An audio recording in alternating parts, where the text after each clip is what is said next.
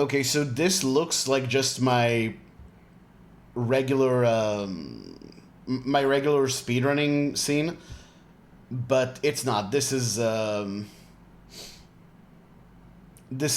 new. This is actually the VOD, the video I recorded for the run. It's a local recording that I'm playing on VLC, and I just added a webcam with me in the corner, right about here. Oh, you can't see the cursor. Oh, you can, but it's like beyond the webcam. But you can see the webcam. I'm not sure why I'm pointing it out to you. Hey, Garlic, what's up? How are you doing? And yeah, you'll notice, by the way, that at the start of the run, the time is 1:42:10. That's just because, I accidentally switched the comparison to averages at the start of the run. But I fixed that in, like, Chapter 3, I believe, because I noticed coming out of Chapter 2 that my delta didn't make sense. Still, though, I gotta say, 1:42:10 for an average average final split. That's you know, that's not bad. Your man's average is still pretty damn solid, I would say. But okay, yeah, let's talk about the run. I will. My aspiration is to not pause at any point so that this could be watched as if it's just a VOD of the run. By the way, I added this comment in the top right corner saying this isn't the live run, so there's no mistake or anything between this and the actual VOD. But yeah, I will.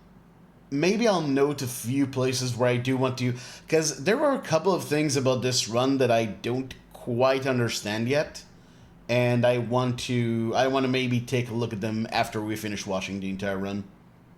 Is this live? You just know some people will still ask that, but I can only do so much. I can't plaster the whole thing with the text. Zhuangzhu's Butterfly Dream. Is that an actual dream or is it a song? Either way, as you can tell by the answer, no, I'm in fact not familiar with it. But yeah, okay, I think I'll just hit play and we'll just talk about the run as it's happening. Anyone has anything else I should talk about, point out before I start going through the run? Story by a Chinese philosopher from 2,500 years ago. Okay. I'm assuming there's more to this. Once, Zhuangzhu dreamed he was a butterfly hanging and fluttering about, happy with himself and doing as pleased. He didn't know that he was Zhuangzhu. There he was, solid and unmistakable.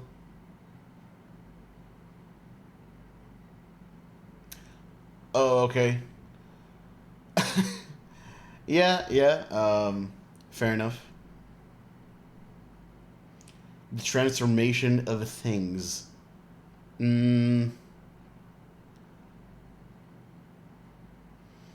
I guess this kind of falls into that.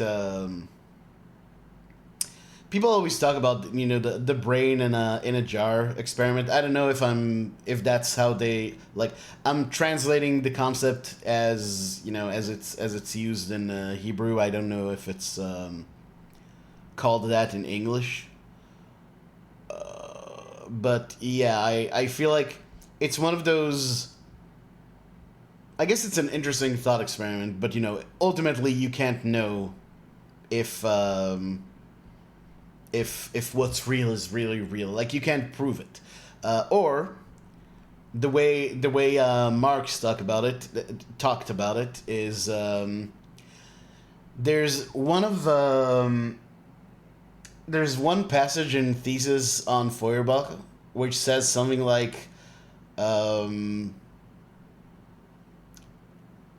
Essentially something like whether your thoughts have practical value is a question is a practical question, and you need to prove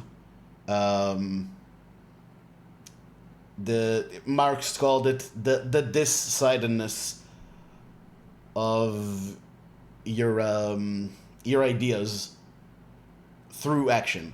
So basically, the only way to prove something that's abstract is to show that it has an actual effect, an actual root in reality. Is how I look at these things. But yeah, I think that idea is repeated. Like the idea of how do we know what's real, what's consciousness, is there an objective reality we can correspond with? Those are very common questions and themes throughout philosophy all over the world, not just in the East. But yeah, after that philosophical detour, let's get into some Yakuza Kiwami. So I'm going to commentate over this, but keep in mind, this is a regular stream. Like, you can talk, you can ask questions, you can say hi, you can, I don't know, say what you had for lunch. It's all good. It's all good. I will probably, I will be talking probably more than during regular run because there's a lot to say, but yeah, just feel free to chat away. This isn't restricted or anything. But okay, let's go right ahead. I should probably turn up VLC as far as it'll go, because yeah, this is already kind of quiet. The symbolism of a certain segment in Nine Souls. Yeah, I'm not the person to make this video, but I would be really interested in a video sort of tracing the origins of ideas and concepts in Nine Souls to Chinese folklore and philosophy. Because I know some characters are, at least in terms of names, like, are taken directly from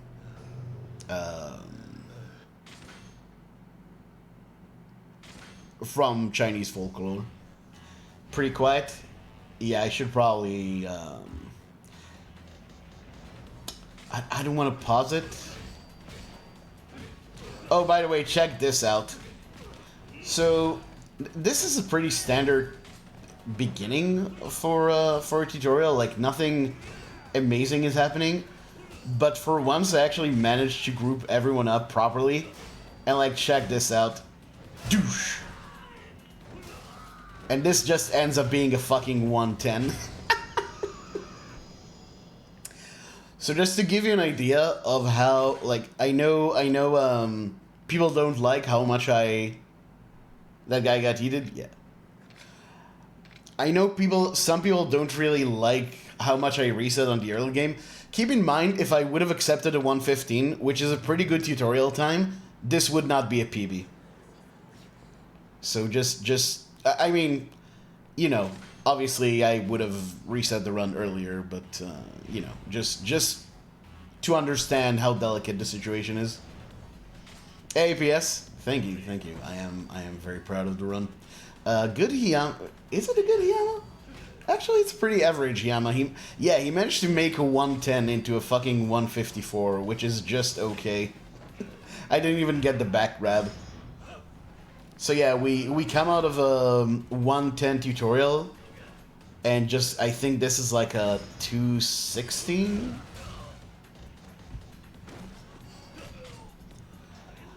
But yeah, this is maybe something that I can say a few words about. So it used to be that we would only do either the front grab heat move against the wall, or the back grab heat move. Oh, good. Pretty good movement here. I got stuck on one thing, but otherwise that was pretty good. But yeah, so we would either do the front grab or the back grab heat move. The back grab heat move is faster and has a slower cooldown, so you prefer that. Recently I started unless I get a back grab absolutely for free on the first attempt, I just throw Hiyama and do a floor heat move. Turns out this only loses a second. And lately I started suspecting it's actually faster than even getting a natural back grab, but I need to time that. I'm pretty sure I checked before and it loses a second. But that second is worth it, especially if you had a good tutorial and you just, just want to get the fuck out of the tutorials already and get on a run. This run-up to La Marche is really underrated in how intense it is as a part of the run, because you have tons of pedestrians, you have the crap stamina that you start the game with. It's really, like, you really need to watch your stamina very, very carefully to be optimal here. So this is actually a part where I usually can't read chat, even though on the surface there's not a lot going on, but I also try to be dashing every time I go up and down those steps, like those little, the little tiny steps between the road and the pavement. Because I believe you do move a bit more slowly when you go over them without dashing. So yeah, there's a lot to... Kaoru Bear, by the way, on the right. I pointed this way, but it's actually that way for you. Sorry about that. Yeah, that bear stuffed animal appears for the first time in, obviously, the original Yakuza 2, but also in K2. And... yeah, it's in this game. It's in Dead Souls, that cliches sub-story for Akiyama. It's in that. And a couple of others. I also have a bear right here, if you didn't notice. Worth pointing out. Not the same bear. He's not the Kaoru Bear, in fact. Actually, I'm pretty sure he predates the Kaoru Bear. Don't you? I don't remember. It was a long time ago.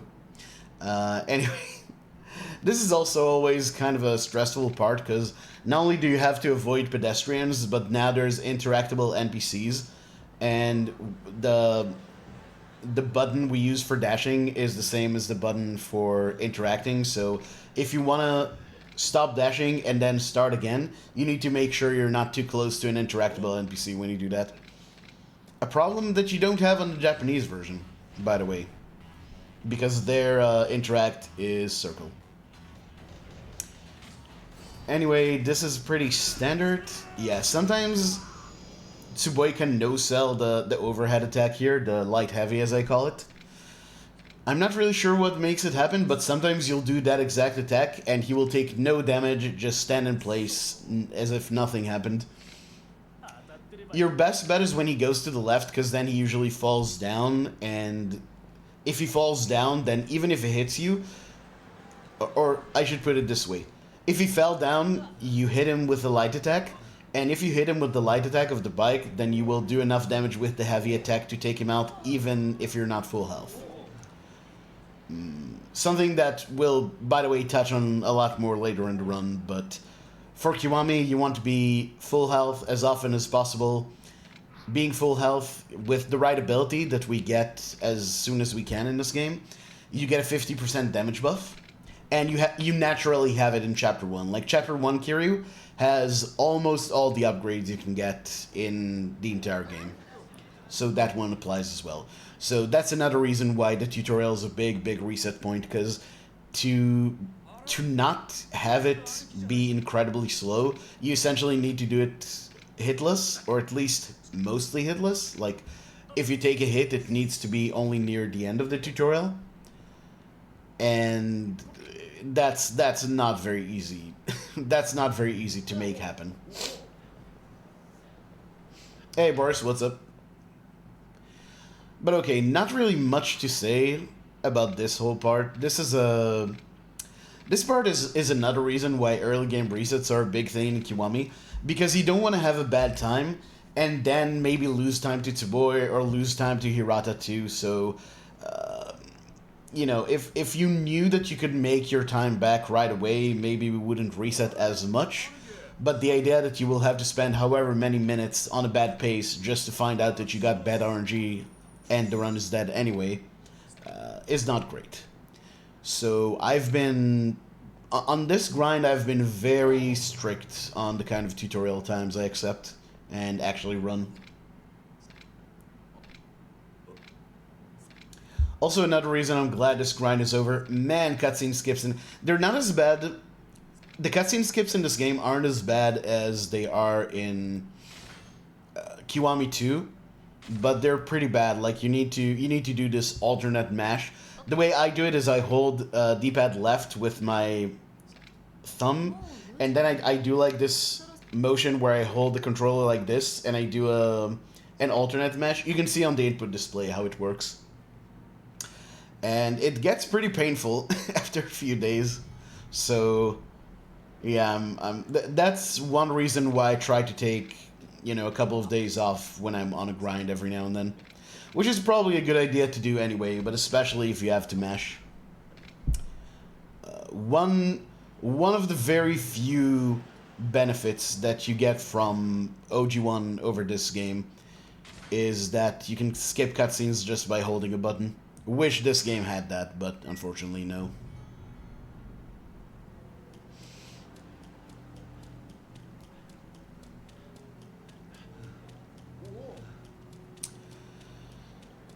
Interesting fact, your frame rate is going to dip a lot in these parts where you run around Kamurocho, unless you have a pretty strong PC.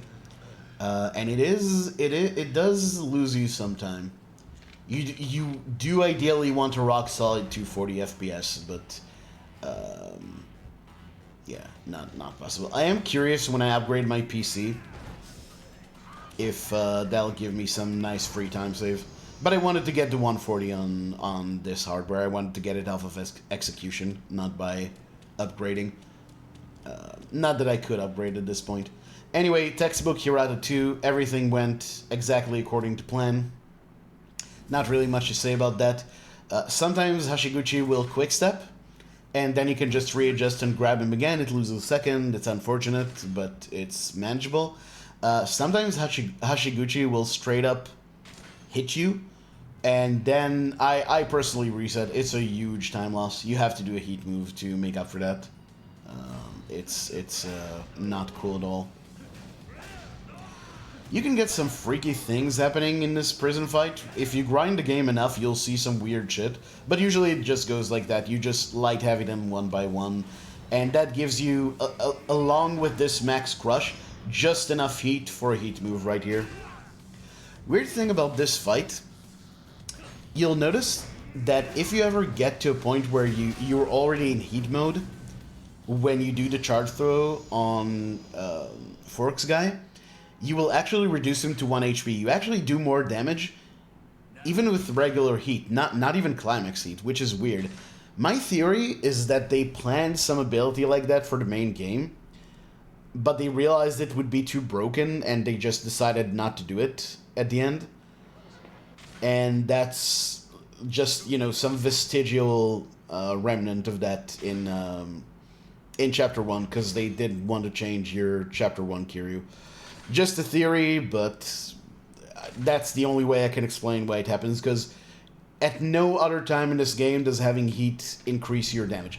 Climax heat increases your heat move damage, but not, nothing else. Like, not your regular attack damage.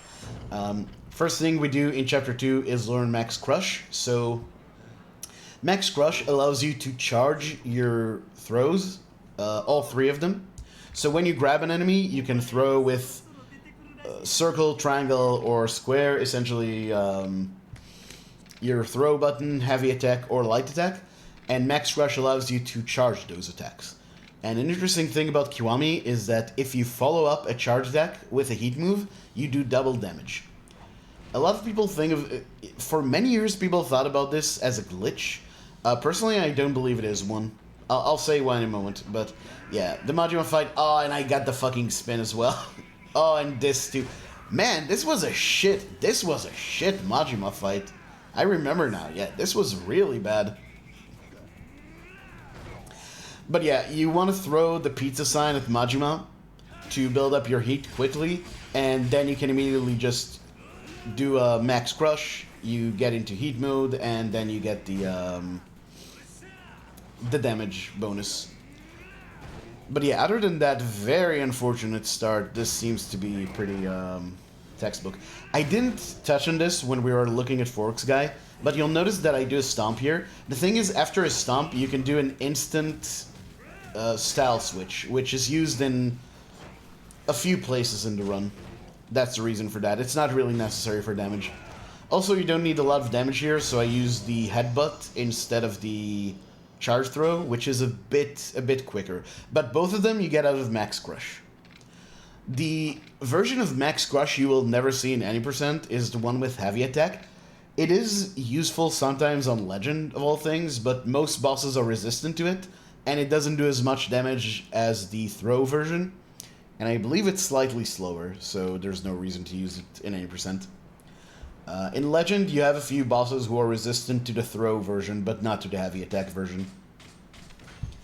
But yeah, beating Majima right here gives us 100 experience points, which we use to get a whole bunch of abilities. A lot of these are damage upgrades, simple damage upgrades.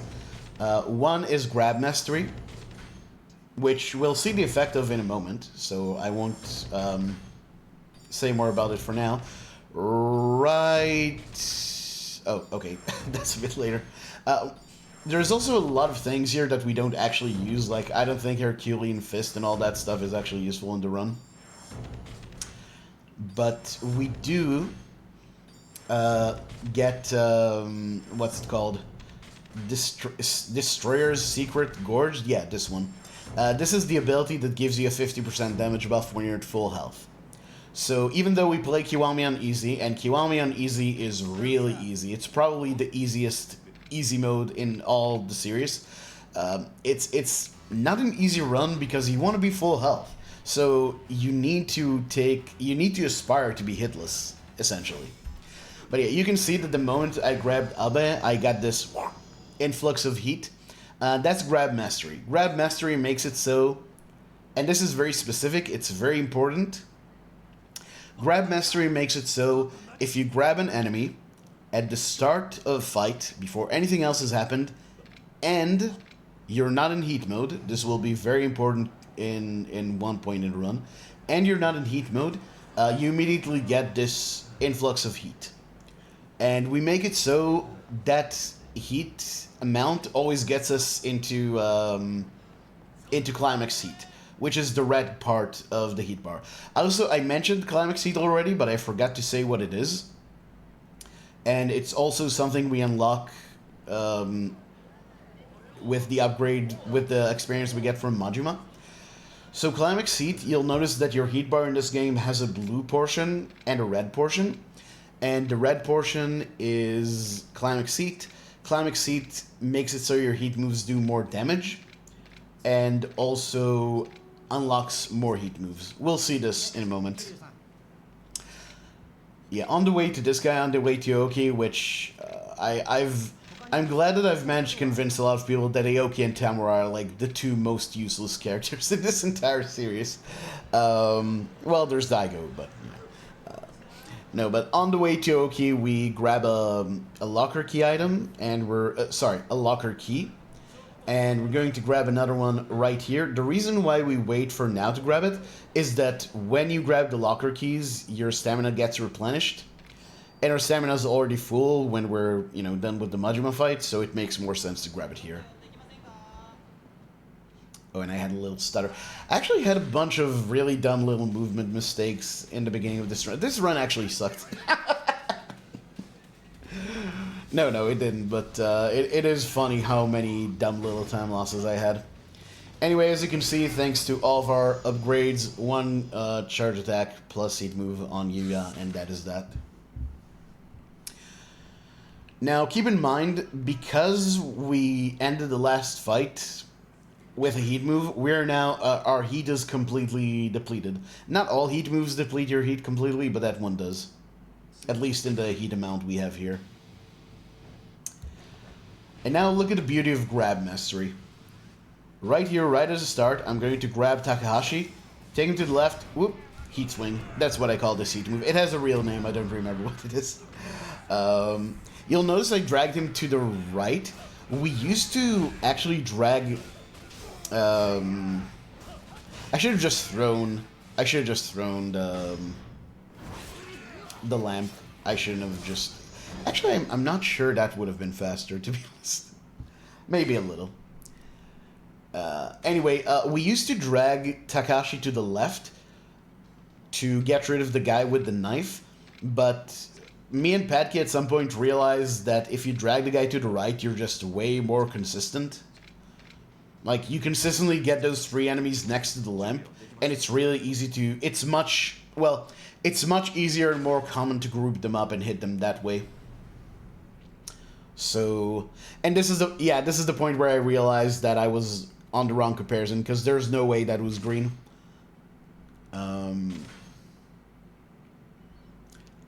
But, yeah, so the save thing... And if you're a beginner runner of this game, you may still want to drag Takashi to the left just so you get the knife more consistently. But for being optimal, it is better to get rid of the 2 guys on the right. And then, of course, you finish with the knife hit move on Takashi. Right here, we used to do bottom top on the dialogue choices here. And turns out top bottom is actually like 0.2 seconds faster. Always worth when you're learning a run, or even when you're coming back to a run, like, just check everything, even things you think are obvious and people tested a long time ago. You never know what you or anyone else missed over the years when, you know, people are just wanting to learn a run and don't always, you know, check every single thing that is possible to do. Not with that attitude. I mean, yeah. But what I want to say? Oh, going back to the Takahashi fight. Sometimes you'll actually hit the knife away with the lamp, and it'll be hard to find it or just not worth getting it. If you're full health, the chairs and tables on the sides of the arena are still good enough to take out Takahashi. The table, if he's really close to a table, the table is actually a really fast heat move, so that's a good alternative. But usually you'll have to, like, grab one of those things and drag them all the way back to Takahashi, so it's not worth it. But yeah, right here you can see Grab Mastery is the gift that keeps on giving. By the way, there are quick ways to switch fighting styles that we'll see in this chapter. I'm not using them here because the one from Brawler requires you to do a kick, and if you kick and then grab, you don't get the heat influx from Grab Mastery. So remember, Grab Mastery is very, very strict on the order of things. The first thing you do, the first thing you hit an enemy with has to be a grab, otherwise Grab Mastery won't work. Yeah, here we buy 12 healing items. I think that number can be brought down, because I can't remember the last time I needed anything remotely close to 12 items. But yeah, we get 12 healing items, because again, we want that full health damage buff as often as possible, and a dagger for reasons that will be very clear very soon. But yeah, right here, I do this part with mouse and keyboard. I just find the mouse a bit better here. Really, it's not... I don't think there's anything, like, objectively superior between the two, between analog stick and mouse. I just find the mouse to be better. But, you know, your mileage may vary. But if you don't see... Anytime you don't see inputs on the input display at the bottom, that's because I'm... sorry, that's because I'm using keyboard and mouse. Also, that was kind of a shit portal room fight. Funnily enough, the run before this that got to the portal room, I actually had a one hit. Like, sometimes they will just line up in a way where your initial sofa swing will just get them all, but unfortunately not the case this time. Oh boy, this was okay, actually. So, I start this fight with the light heavy with the lantern. That's to cover ground, because that just gets you to the big, massive enemies faster. And also, of course, takes like 3-4 out of them out. I also had to bait... I think I had to bait out that dagger throw. That knife throw. Because sometimes... Usually he'll just throw it just as you're done comboing the one dude, but if he's not, you don't want to go for the lantern early. Oh yeah, this part was kind of... This was a bit slow. Ooh, yeah, I had to fucking... Yeah, usually I just use 2 knife swipes on each of these guys, and then a knife heavy attack on this guy and a throw. But I had to get rid of one other guy, so I had to improvise a bit. Again, not to pat myself on the back too much. That is a good improvisation. That did the job well. But usually there's no one left. I just got very unlucky. Not an amazing... Like, this run does not have a particularly good early game. Well, that's not true. I mean, debatable. But I did, like... The red in itself doesn't tell the whole story, because the last run's early game was really good. So, I don't know. I guess it was kind of okay. But that's very good. You wanna... Ooh, okay. This is funny. I missed the knife guy, but I actually made up for it by getting both enemies with the next combo. Yeah, that was kind of funny.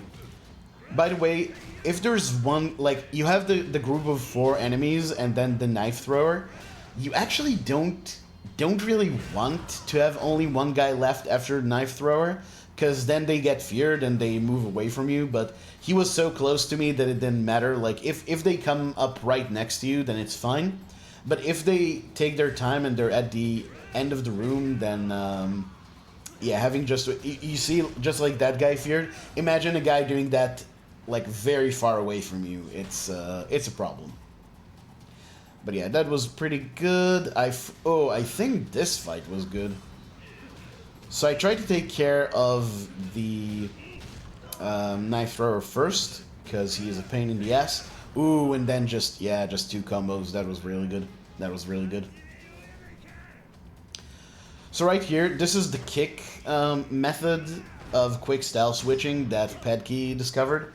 So if you're in Brawler, you don't have to do... This is the version of the kick that holds R1. You can do it without holding R1. We'll see it in chapter 10, I believe.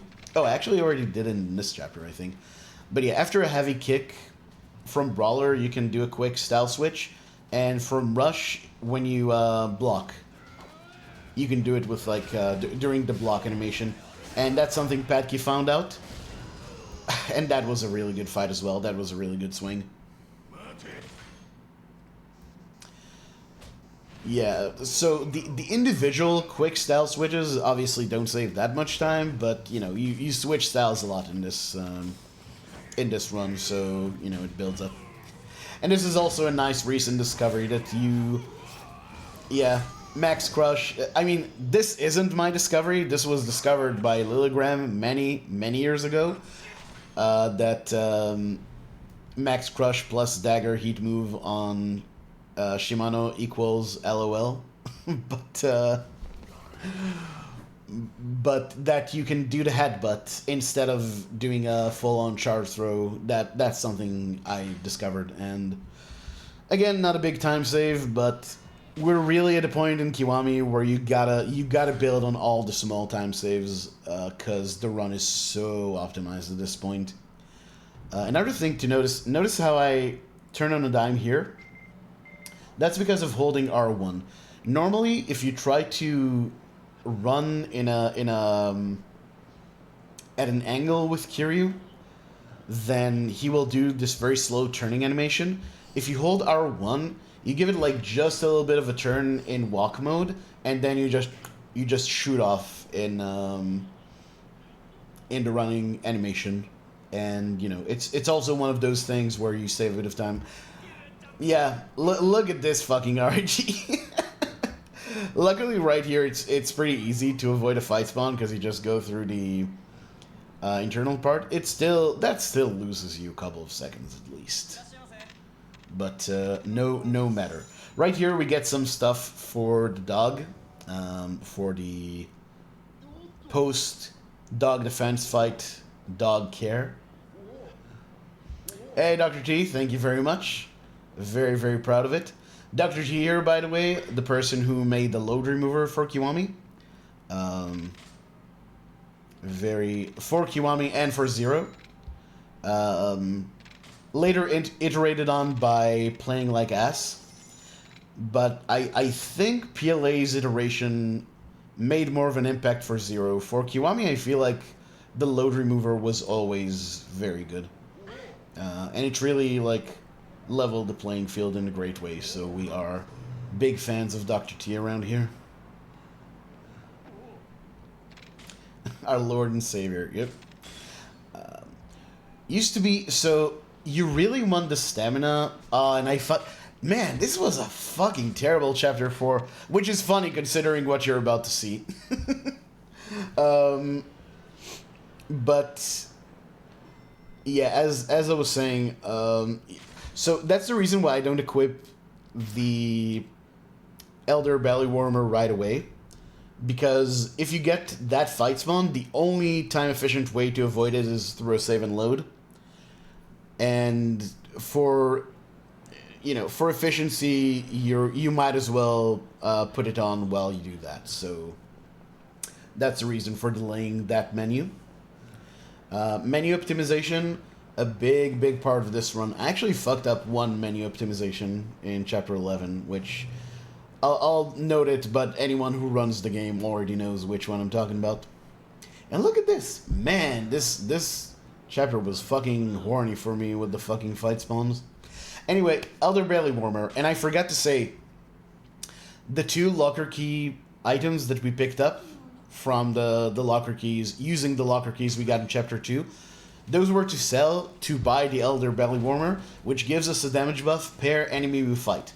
So when we fight a fuck ton of enemies, like right here, suddenly your damage output is through the roof. And combine that with the things we get from fighting Majima.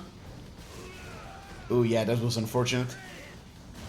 This was almost a very good dog defense fight.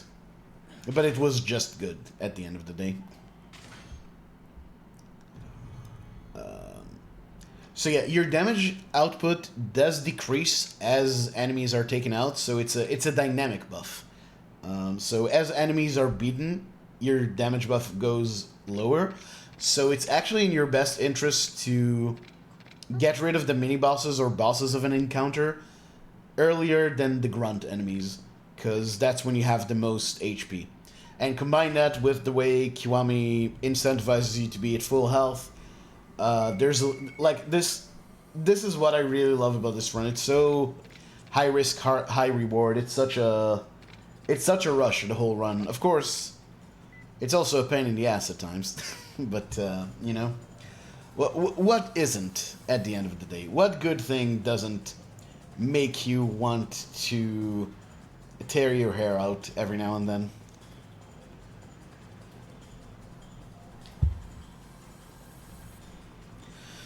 So right here, in the part where you're holding Haruka, there's no random fight spawns, but there are scripted fights. And you might wonder why I don't just cut through Tenkaichi Alley and go all the way around here. The reason for that is that if you go through Tenkaichi Alley, there's actually a fight spawn there. Or not a fight spawn, there's a scripted fight there. And if you go through here, you have no fights. And because it's a really long detour, it doesn't save you as much time as you'd think. It only saves you like 3-4 seconds. But it is faster, and you know, it is good for consistency. So, there you go.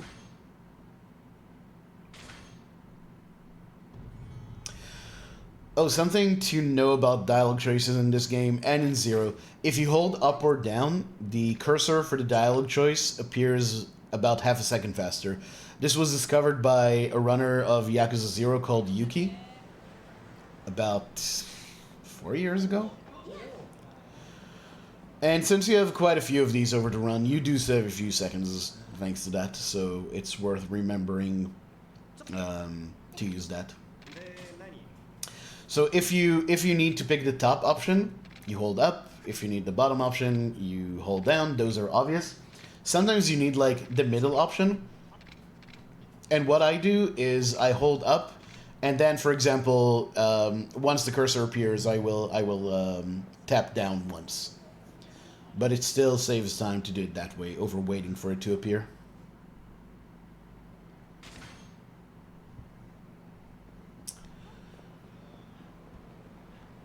Not really related to the speedrun, but I really like all the little conversations they added between Kiryu and various characters just walking around, like Haruka here. There's conversations with Date at certain points. Just really, really good character moments.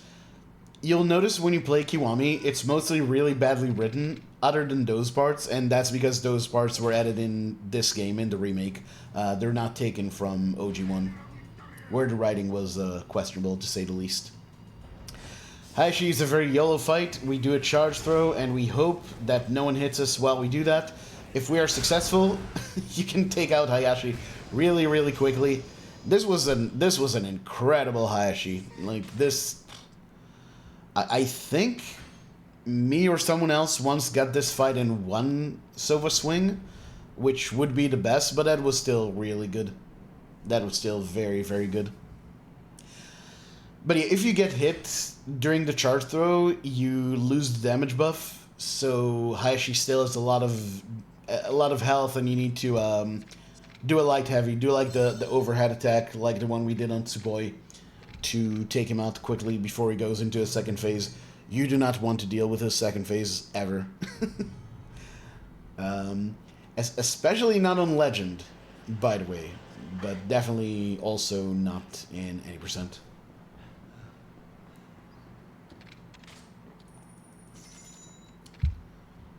Put that Hayashi in my bag right now. Yep. That was pretty disgusting, I gotta say. This is only 4.5 seconds off of gold. That was a pretty bad chapter 4 other than that. But that fight was really, really good, so there you go. And that's an example of what I said, like in that dialogue, I hold up and then quickly tap down when the cursor appears. So right here, you actually don't want to heat move this guy, just charge throw and stomp. All Yakuza games, starting with 5, let you disable heat moves by holding L2. So you can if you're holding L2, you can tap Y or triangle and not fear too much, or whatever it is on mouse and keyboard, right button. I did think it would be kind of funny to do a keyboard and mouse run of Kiwami at some point.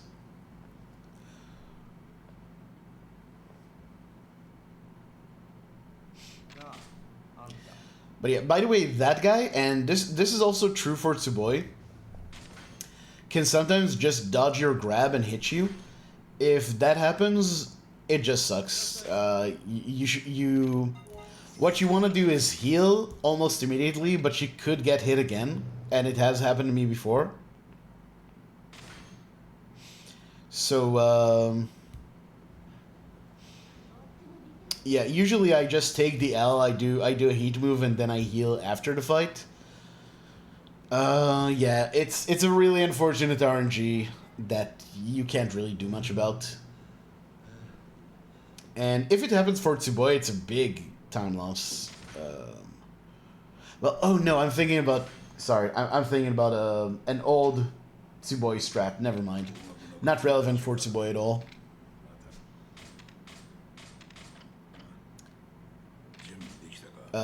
No, I'm thinking about Abe. Abe in Chapter 2.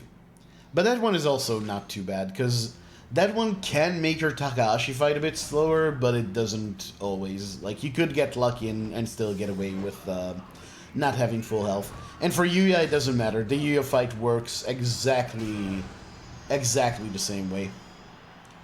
So right here, we again see the blessing of grab mastery. It's funny how trivial this part is in this game, because in OG1, this is one of the most run-killing parts of the entire game. The Coliseum, especially this fucking guy. But yeah, thanks to the blessing of grab mastery, you just grab, charge throw, heat move, grab, charge throw, heat move, grab, charge throw, heat move. Done deal. You can do it for 0. Yep. again, it's... I don't think that for Yakuza either one would be superior. I just think it's about what you're more comfortable with. KBM run, except you have to use controller for the unrated. You know what, Dr. T, that's actually... I like that idea. I actually like that idea. That's actually kind of funny. I might do that now. Not now, as in today, but now, like, in the future. Which isn't now, because now is the present, but never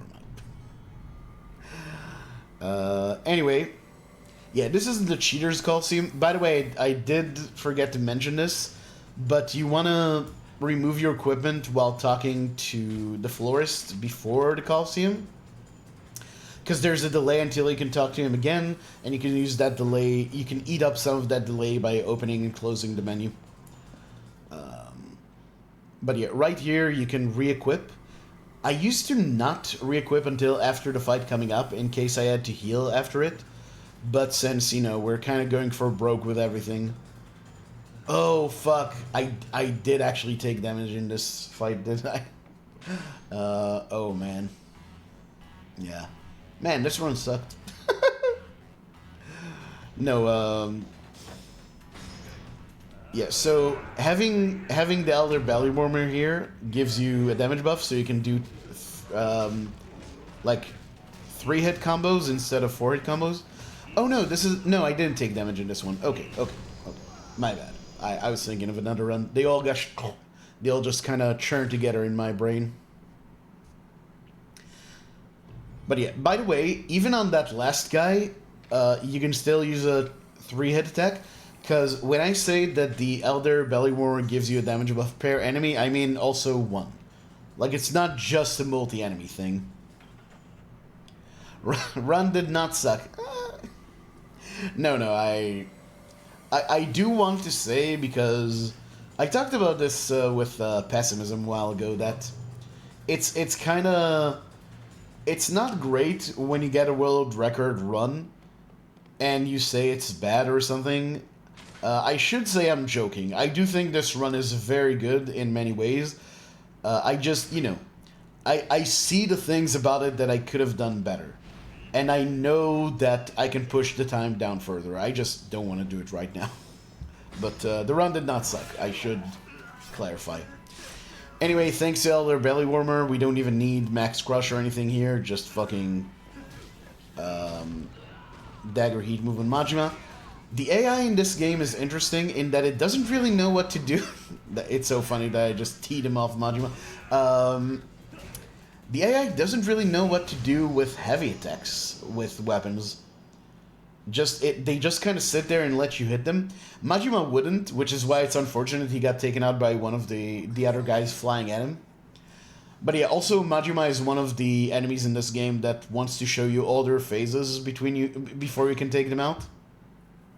So he just stays with 1 HP after the heat move, and you just take him out as a like side effect of dealing with his goons.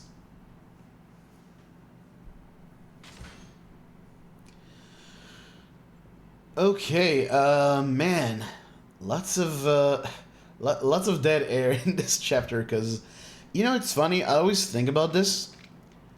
My least favorite chapter in the run is chapter 11,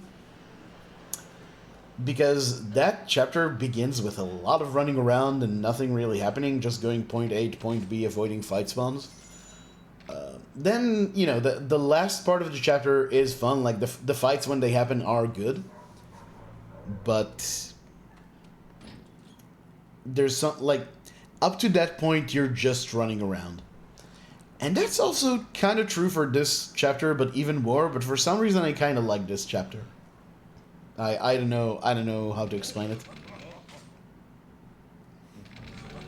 A very unfortunate part of the run, you cannot skip the first Kamaki training. In OG1, we do the first Kamaki training because it's actually useful for the run. It's the one that gives you better damage with swords, which is very good for that game. In this game, we just have to do this. We've all tried skipping it in certain ways. There's a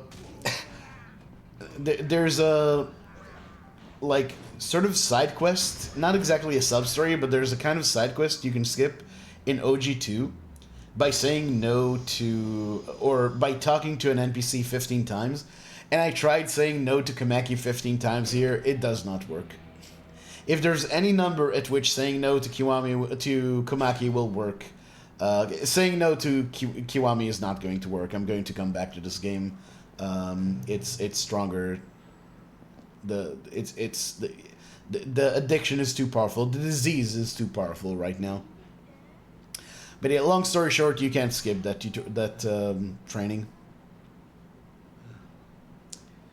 So we just do it. By the way, not even in New Game Plus, where you already know the technique that he's teaching you. My pet theory is the way they made this game. They made a mistake that you see often with remakes of games, where they transplant existing level design into all new mechanics. So you see this with Twin Snakes, Metal Gear Solid Twin Snakes, which basically takes the mechanics of Metal Gear Solid 2, but uses them for the level design of MGS1. And it doesn't work. It makes the whole game kind of trivial and a bit stupid.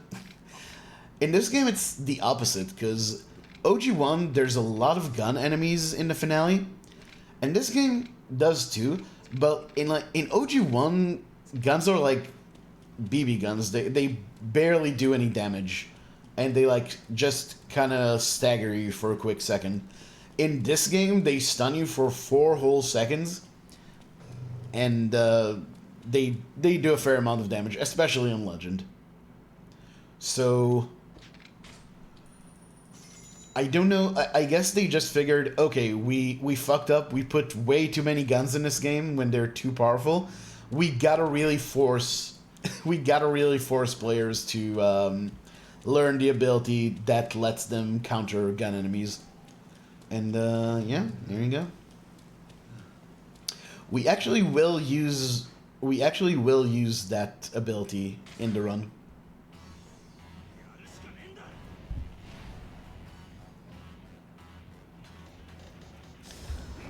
Yeah, not much to say about Takahashi here. Just a quick dagger heat move.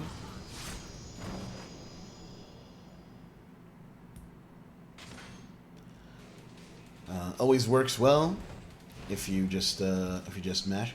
This fight did not go. I think this was okay. Yeah, see, sometimes right there, this is what I'm talking about. Oh yeah. Sometimes enemies will just no-sell your overhead attacks. Happened once with B King. It can happen more than once, by the way. Oh yeah, this was a bad B King. Oof. Could go a lot worse, but that was definitely kind of bad. Notice I have 14 seconds of time save in this chapter. Spoiler, I'm not going to get them. Not all of them. But yeah, for the next fight, you have to heal. Because we're going to use a heat move that only takes out the mini-boss if we are full health. That's the unfortunate thing about B King strats. That one is the most consistent one I've found that's optimal. But it's almost impossible to get out of that fight without taking damage. I did manage to on a recent run, but it's very, very rare.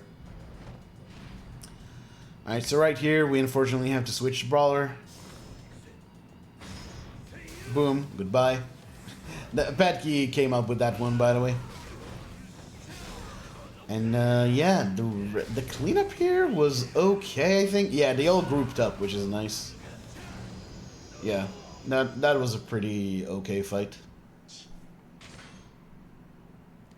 Oh, I forgot to mention, I talked about quick style switching out of Brawler and Rush. There's also one for Beast, which we'll see in this run.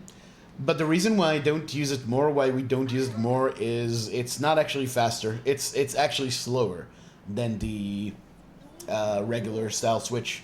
There is one opportunity where it is useful. We'll see it in Chapter 9.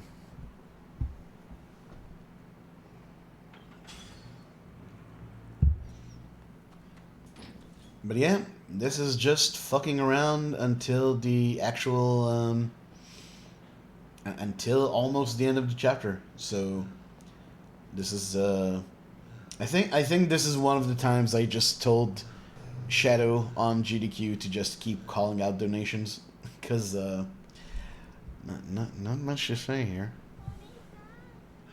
We're going to the same places. Oh, there is one thing. I have a big pet peeve with this game, which is also relevant to OG1. This game has a bad habit of telling you to go to places twice. And I'll explain what I mean. Sadly, no big fish in K1.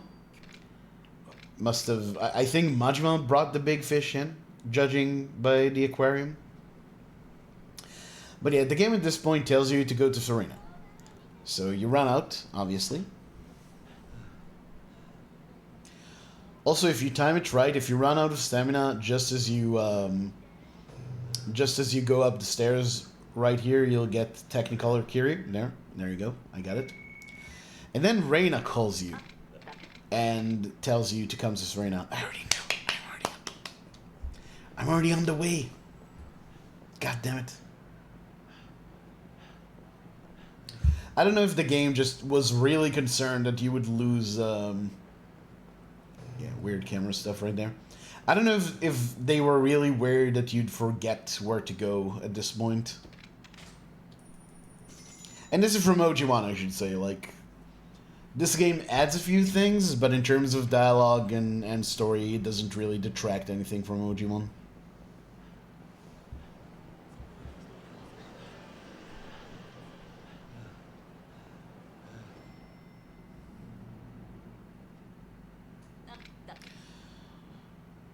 Right here, talking to Father of the Year, Date. Great guy. Meet Date's daughter. I know my pronunciation in English has really improved over the years, because saying Date's daughter used to be so difficult for me with my accent, but I think I'm making it work now.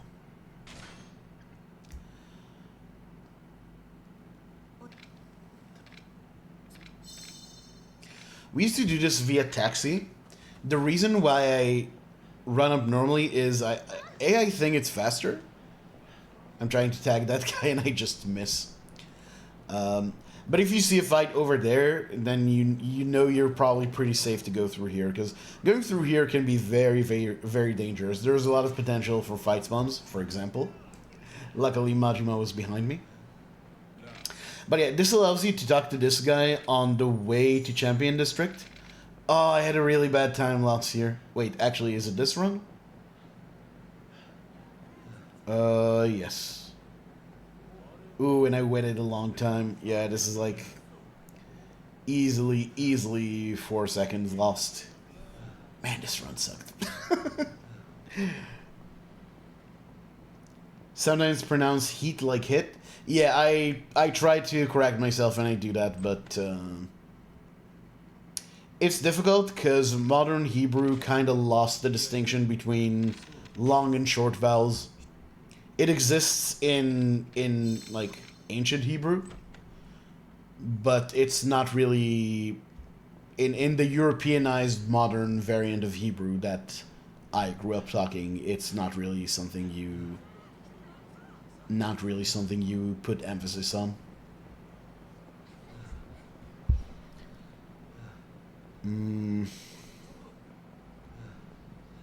But yeah, sorry. So unlocking Beam, talking to the guy in the corner before Champion District, allows you to not have to go through him in Chapter 8.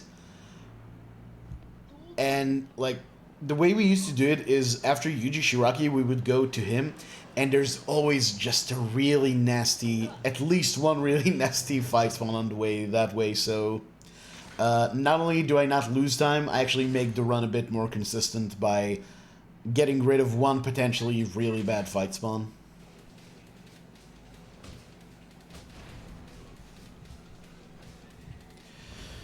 Okay, this time I actually managed to grab Tokuda right away. I think this fight was okay. Yeah, I had some groupings. It was okay.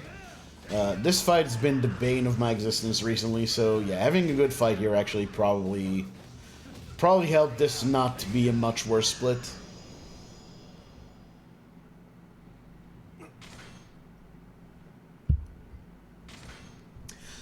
Which I understand is kind of a stupid thing to say, like, yes, the fact that something wasn't slow made the run not as slow, but, like, that's a fight that's really easy to lose time in, so if I look at this split, and I'm surprised that it saved even any time, that's probably a big factor.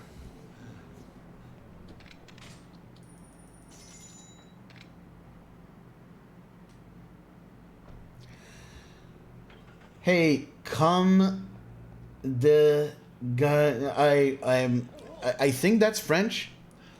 Come the Kyrgyz hum plus. I'm sorry.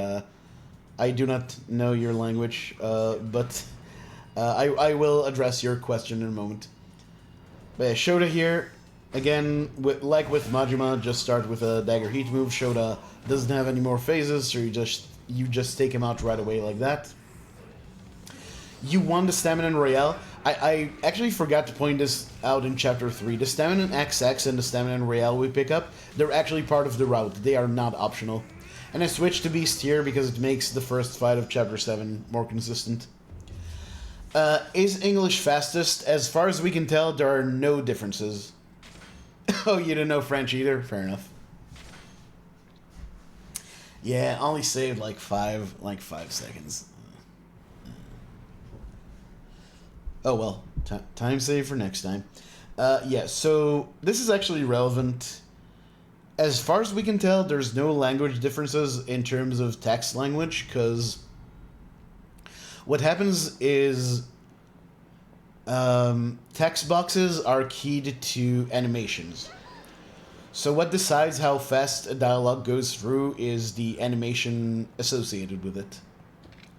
So the only thing that would potentially matter is maybe audio language, but in these older games, the only audio language you have is Japanese, so the text language apparently doesn't matter. I tried to test, funnily enough, I tried testing whether a Japanese run of this game would be faster, because you can switch the language to Japanese through Steam settings. The thing is, then the load remover doesn't work. So by default, everyone just has to play the English language, which is fine. And I guess maybe not great if you would prefer to play the game in Japanese, but it does make it easier to not, you know, it does make it easier for competition. Thank you for the follow. And look who's following me. Chickens. Also, let me know how to call you, because I could say come, but I don't know if that's what you want. Also, we already have a con, so that might be confusing. Anyway, Chapter 7, another chapter that starts with a lot of running around, but for some reason I really like this chapter.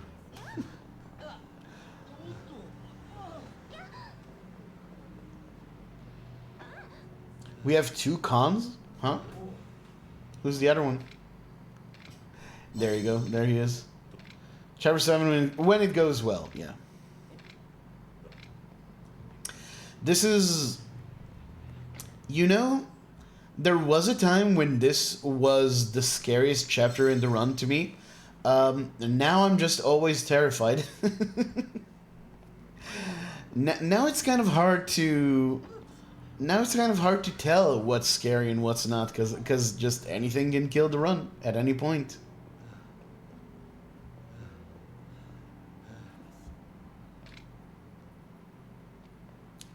Chapter 7, yeah, when this chapter goes poorly, it goes really poorly. Oh, Concern, yeah, which I believe is with 2 N's, by the way. But yeah, I've not seen them in a good long while. By the way, that locker key over there is for the golden blackjack, which we will use for money in a bit. Oh fuck! Sorry. Yeah, I had to add. I had to add link protection because of the new wave of bots. Probably did a very smart thing there by talking to Date. Luckily, he was right next to me. Sometimes he gets stuck in the parking lot and you have to go get him. For many years, we would go to both parks and only then go to Public Park 3. I'm not really sure why, because in OG1, we knew you can just go directly to Public Park 3, but I don't know. Just no one bothered to check. Including me, by the way. So, again, I say, when you learn a run, when you go back to a run, when you route a run, check everything, because, you never know what got... what people forgot about, what people forgot to check.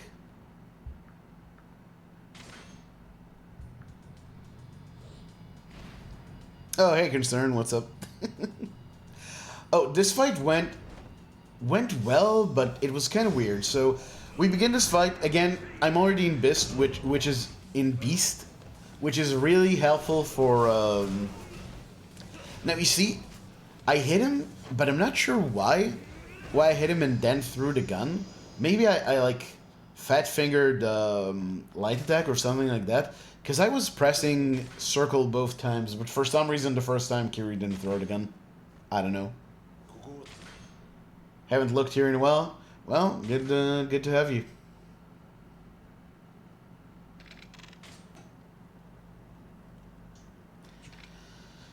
But yeah, you want to grab a very particular enemy in that fight, because most of them... A lot of enemies in that fight have guns, but for some reason you can't get the guns from most of them. So you want to take that guy out, do a lot of damage to the boss guy, then use the gun to take out everyone possible, and then at the end you usually have to charge through one of the goons and the boss. But that time, thanks to the weird thing that happened with the gun, I only had to charge throw the boss, or just throw the boss. Which makes me think that there's probably a strat. Like, that mistake can be made into a strat. But I'll look into it when I come back to this category, which will be in a while. It won't be in the next few weeks, let's say. Okay, so right here we get our second upgrade. So the important stuff here are knockdown grab is actually really important. We'll see it in a couple of fights later. We get more climax heat and climax heat power. So I said that climax heat makes your heat moves stronger, and climax heat power, the upgrades, increase the percentage by which your heat moves get buffed in climax heat. So we get more of those, and we actually want to be in climax heat for the fight coming up, so we can use heat swing. So if you already have, for whatever reason, climax heat, you're good. If you have no hit, you're good because of grab mastery. The one thing you don't want to, the one state you don't want to be in is being heat, but only have blue heat. Because then when you grab this guy at the beginning of the fight, you will not get the heat influx from grab mastery, and you will not be able to do the heat swing. So that's why we use the stamina in XX. Now this entire part is inconsequential for us in the run. We don't need the chips. There used to be... Briefly, I wanted to route the boozer belt from the gambling house into legend, but the boozer belt is really, really bad in this game. Like, it barely gives you any kind of buff. So that luckily fell through. Weirdly enough, you're not supposed to lose here, because the story is... Before the cutscenes, Haruka gets the result of the bet correct every time, and then after the cutscenes, she's wrong, and then you find out that the guy is cheating, like he's using a trick dice. For some reason, and this isn't true on console, for some reason, on PC only, maybe on Xbox as well, I don't know. But on PC, sometimes you get it wrong before the cutscenes, so the whole story just kind of makes no sense because of that. But I don't know. Probably something weird with how they decided to seed the RNG on the PC port. Look, I walk. And look who's following. Thank you for the follow, Mark. Chickens. But yeah, right here you begin with the heat swing. Oh, my cleanup was ass. Yeah, my cleanup in this fight was, Look at this shit. Oh my god. It hurts to watch. Look at this. Oh man. That's what, 2 extra combos? Ay ay ay.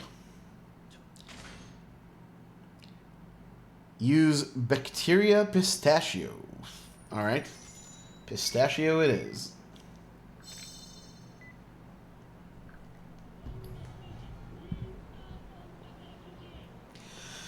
Okay, very important. Remember to pick up the golden blackjack. The old any percent route and the current legend and all sub-story routes will grab a whole bunch of items from the coin lockers at this point and go sell them. Luckily, we do not need that because we have the golden blackjack and we have something else to sell. Intense physical pain. Yeah. Yeah. That's what watching your old runs is like. Just pain and disappointment.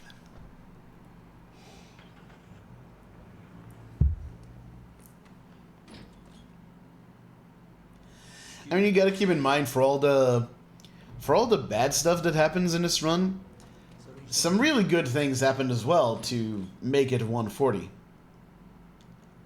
But still, you know, you see all the time save, and like I just know I can get that extra bit of time. I do think I wonder if 143x would be possible. Probably. I don't think it gets lower than that. I don't think the run gets sub 140-30 with the current strats.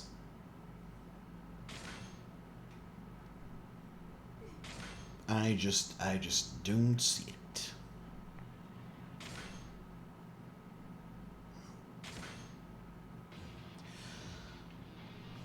But yeah, this fight. For a while I tried doing this in... Oh no, All Substories does Beast here because it has the Beast Amulet already. But yeah, this was a really good fight. 3 combos. That's excellent. That's very good.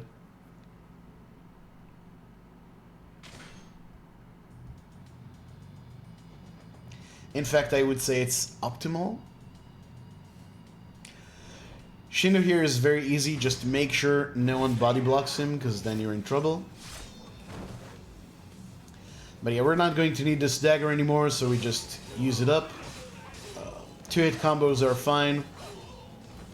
Especially if you're full health. Oh, I actually got... Oh, fuck. Yeah. Look how much that... You lose 4 seconds every time you fall down like that. That sucks. I could have definitely saved a good bit of time here. Actually, looking at it, I'm pretty sure... Yeah, I'm pretty sure I can also save a good amount of time on this split. But that involves Chapter 7 going well, which, as we've established, is not something you necessarily want to rely on.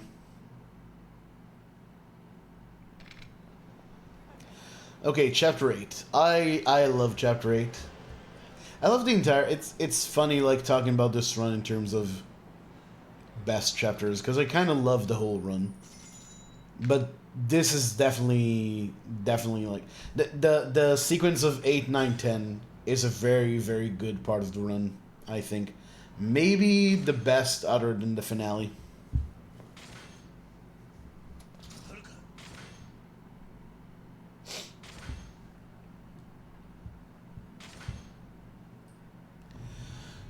So yeah, we're going to go ahead and fight the color gangs in OG1, you can skip the blue gang, which is very good because the blue gang fight in OG1 is fucking terrible. It's really, really tough. First time I heard a speedrunner say those words. I do really love this run, but, you know, you wouldn't hear me say it during the grind, probably. Probably not. Yeah, luckily these guys in K1 are very easy to deal with. Just, you know, our usual deal.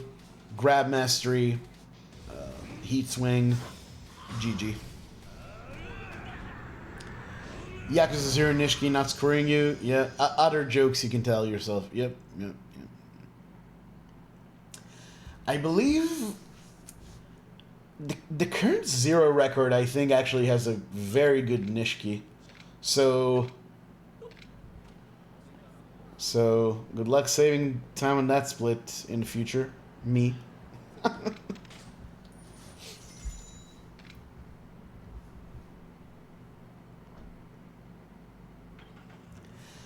That's the thing with speedrunning. You really make a rod for your own back. You get away with, you know, all these very unlikely strats, or get good luck, or just very clean execution, and then you have to do better the next time. Ugh. Why can't my runs be good when I get them, and bad when I run against them? It's just unfair. So Ichi Shiraki is very easy. Worst part about PBs? Yep. Oh, by the way, PS, did you end up PBing yesterday? Your run looked like... I fell asleep like 10 minutes before your run ended, I feel like. But it was looking on a really good pace. Anyway, just like Majima, the heavy bat attacks, just for some reason those guys don't do anything about them.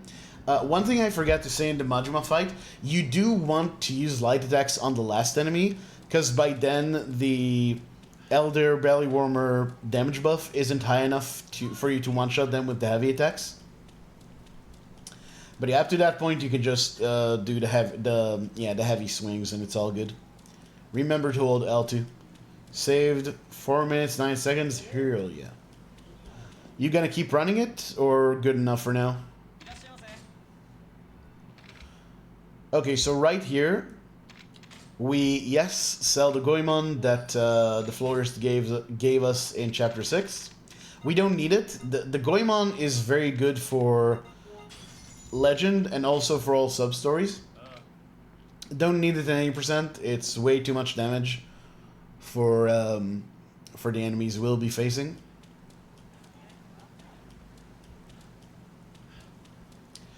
So we sell it for the money, get the super spicy knife, which is good enough for us, and a whole bunch of shotguns and a couple of handguns. Yeah, shotguns are very, very good in this game, if you haven't heard. In 0 as well. Haven't decided yet, gonna keep practicing. Cool. Sounds about right. I mean, taking a break is always a good idea after you get a nice PB.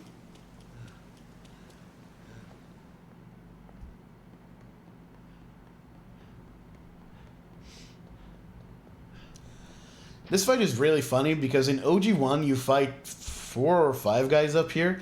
For some reason in this game they decided to have just the one guy. I don't know why. I actually think this makes it a lot funnier. It's interesting because this is the one time they change a fight in a very fundamental way in this game. Like actually change the number of enemies you fight, the makeup of the enemies. Can't really think of other instances in the game where this happens. Anyway, remember to equip the spicy knife, very important. So right away, we want to take out one of these guys, use the Elder Belly Warmer buff. Now the problem is, you get a cooldown on heat moves. You can't just heat move again, and also we don't have heat, but even if I wanted to use a heat item, I wouldn't be able to do it right away. So what we're going to do is we're going to switch to a shotgun. This is a bit unfortunate. I recognized that I didn't do enough damage to the other Kai brother, so I had to slash him. So now I can just... Oh, by the way, watch out for the flashbang. I should have said that earlier. Sorry. That happens when you end a fight. Like, when you do a hit right after a heat move, and that ends a fight, as opposed to the heat move itself ending the fight, you get that flash. So yeah, if I didn't slash the other Kai brother, I would have had to do... would have had to wait for him to get up and then slash him, which is slower. So yeah, that also lost a bit of time. Otherwise, that was a very good chapter, but that lost a couple of seconds.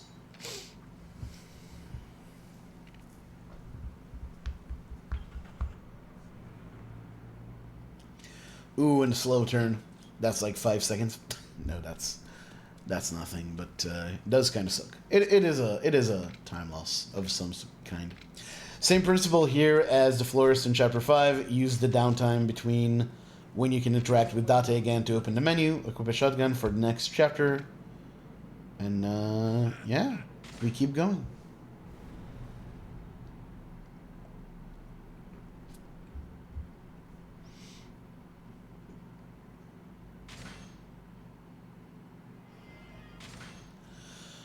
So right here is where it starts getting really, really important to count your shots. And I actually fucked this up in this chapter. Also, something a bit unfortunate happens here. So usually... Yeah, usually you can go further down the corridor towards these guys. Yeah, this was a bit... Actually, I think this ends up being okay. Yeah, usually you're like right next to that knife thrower after the first cutscene, but not this time. Ooh, that was good. And that wasn't very good. And then I do this as well. Yeah, this is probably the worst chapter in the run. I lose a lot of time here. Bit scuffed, yeah. That part... Like, a lot of this is my fault. That specifically wasn't my fault, though. That was just the way enemies were positioned. So had I kept good track of my shots, I would have known that I had a shot left here, and I could have just used that to take those two guys out, and that would have been way faster. But I didn't, so there you go. That movement, by the way, is to make sure, or increases the chances dramatically that you actually hit the gun chef. And going to the side there as well, it's so you don't get stragglers at the end of this. And as you can see, everyone's taken out now. Very good kitchen part. So, oh yeah, this happens. Guess that could have been worse. I think that's actually suffering from success right there, because I took everyone out behind me, so I got less of a damage buff from the belly warmer. So those guys had more HP left than they usually do. It is what it is.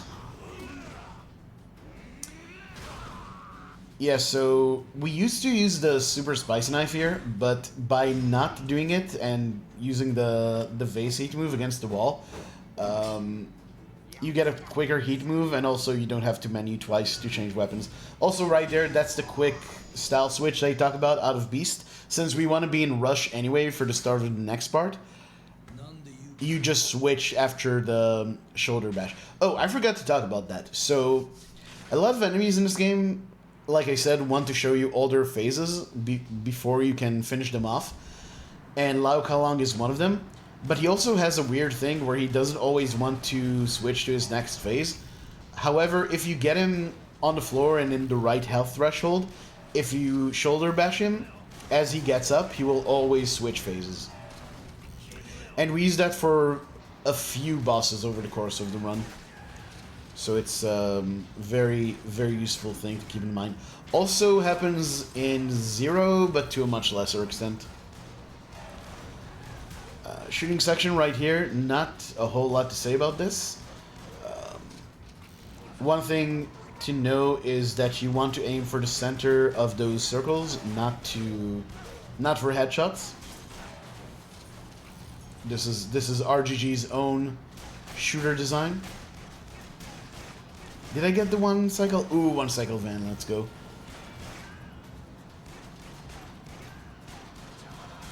But yeah, this part feels incredible when it goes well. And it did go well for the most part. I think that this part is kind of sketch. The problem too is if you're on a good pace, you're probably shaking a bit, and that makes aiming a bit difficult. And I definitely think I had the shakes a bit with one of the guys here. Also, sometimes the camera can move very erratically here, and that's kind of annoying. But no, this time... Oh, yeah. See, that jerking around, that can be very bad. Yeah, definitely took a few more shots than it usually does. I wonder, did I get one cycle truck as well? I don't remember, interestingly enough. Even though this is only a couple of days ago.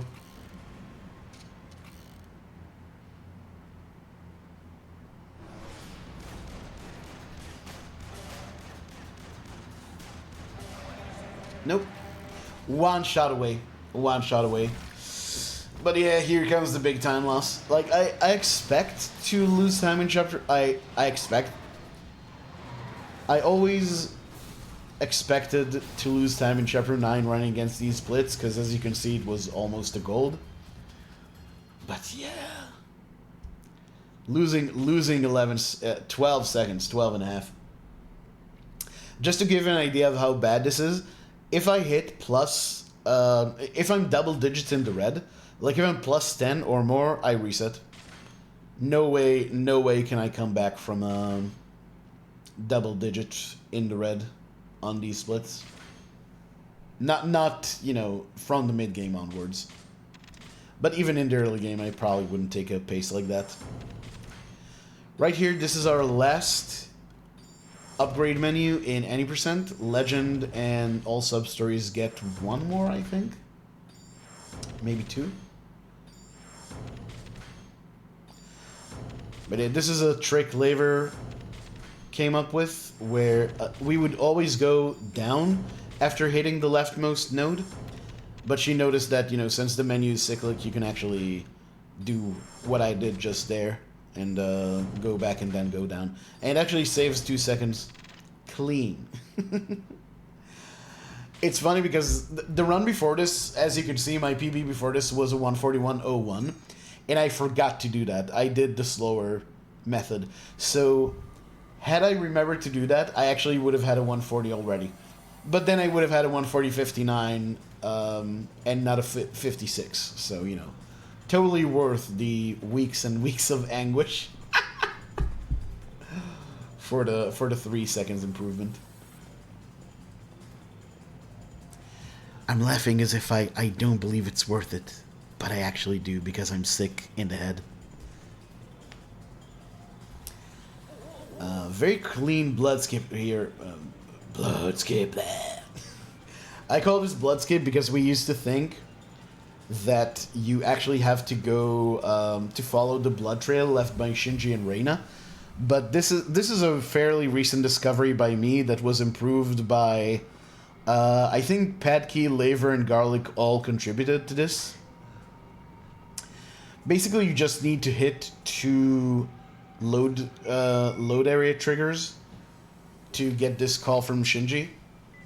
And this saves like 10 seconds. This was a huge discovery. This is pretty much, I would say, what enabled 140 in the first place. Before this, I didn't really think 140 was possible. And I probably am right. Actually, if I think 140 is possible now, then maybe not. I mean, 144x. I don't know. It definitely made it much more likely. Made me much more motivated to go for it. So yeah, that's the reason for the weird. And you do need to hit those specific locations. Like that sign next to the beef bowl place is one. And the yellow sign next to the parking lot. Those are the 2 triggers you have to hit. I don't know what that was. Weird movement.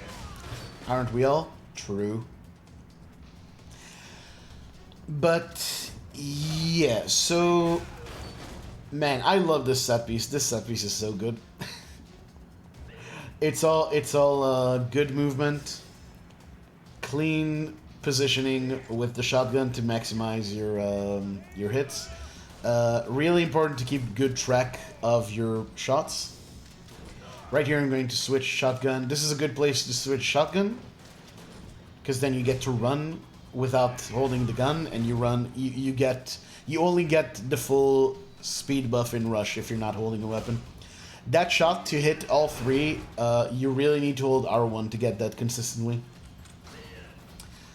There's an interesting difference in this game in shotgun spread between holding R1 and not. And there's a bunch of times where it's actually really important. In New Game Plus, you would also shotgun here, and you would also want R1 then. But to save bullets, we use that handgun from the floor that one of the enemies dropped. Technically, you could pull out the shotgun inside this room, but I find that whenever I do that, I don't get all three of them in one shot. Like, the only time I get it consistently is when I pull out the shotgun outside.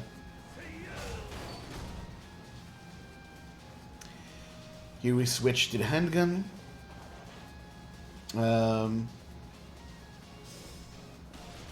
Because, yeah, the way enemies are spread out on the rooftop, the enemies you have to fight, you don't have to fight all of them.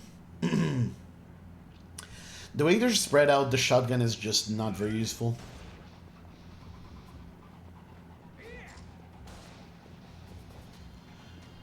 Like these guys right here, there maybe you would have been able to get all of them with one shotgun blast, but I'm actually not sure.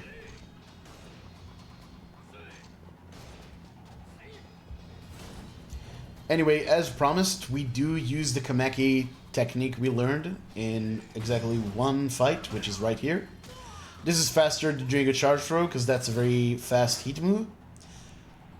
On New Game Plus, there's actually one more fight where that heat move is used, and that's in the PR fight. You'll get to see that in the not too distant future, because I am very much looking to improve New Game Plus as well. New Game Plus will really benefit from Blood Skip. The current record doesn't have it, and doesn't have a bunch of other improvements that we've made, I think. So right here, this you can't do without knockdown grab, and it's really annoying because enemies will just be on the floor for fucking forever if you don't lift them up with knockdown grabs. So yeah, you really want that. You won't always cause RSA to fall down with your shot, but very often you will. And yeah, that's a gold. That is a legit... I think that's a legit, like, almost perfect Chapter 10 with Blood Skip. Because the reason why I've been able to gold Chapter 10 so many times is because Blood Skip is relatively new. I think that's pretty much it, though. Like, there were a couple of things about that chapter that could have been faster, but for the most part, that gold is going to be pretty difficult to match.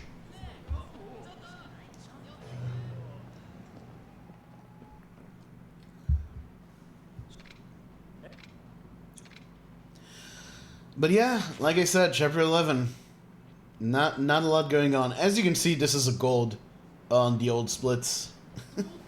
So, Chapter 11 gold is kinda nuts because it involves YOLOing every single fight spawn.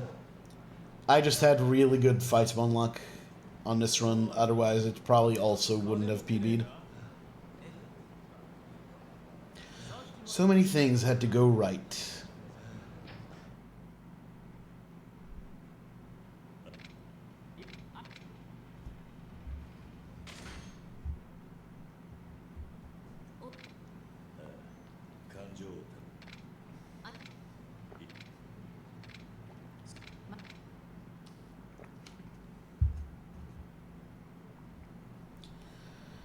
Whew. I've been talking non-stop for almost an hour and a half. This is, Nice to have some time to relax. Within a month or two Ooh. of the time that Guns N' Roses formed, were you aware of any of its members doing drugs? I think everyone at different times, with the exception.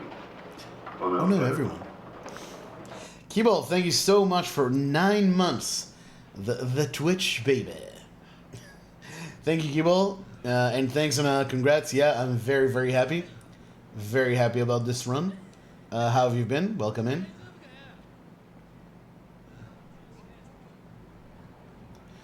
It's weird. I don't know why sometimes Streamlabs is up here and sometimes it's over there. I don't know why that is. Very important in this fight, remember to equip a shotgun. By the way, very good that I managed to only use one shotgun round for RSA. Because there's actually something unfortunate here. So usually, after this heat swing, you can get rid of the 2 goons left with 1 shotgun round. Which causes the flashbang, like we've seen in Chapter 8, for the same reason, because you finish the fight on the hit after the heat move. But yeah, the 2 guys were too spread out, so we did not get it. So it's a good thing I had an extra round, because I think I ended up not needing it for the pier fight, but sometimes you do. Look, things happened, is what I can say. We'll see how the pier fight went. Melting, considering moving into... Yeah, Ooh, that was a scary Majima spawn. You really need to manage your stamina very well. I didn't talk about stamina management in the game and the importance of getting the stamina upgrade. I should say a few words about that in a bit. But yeah, I feel you completely. I did a very thorough cleaning of my apartment yesterday. Spent 11 hours cleaning, not joking. And man, it was rough.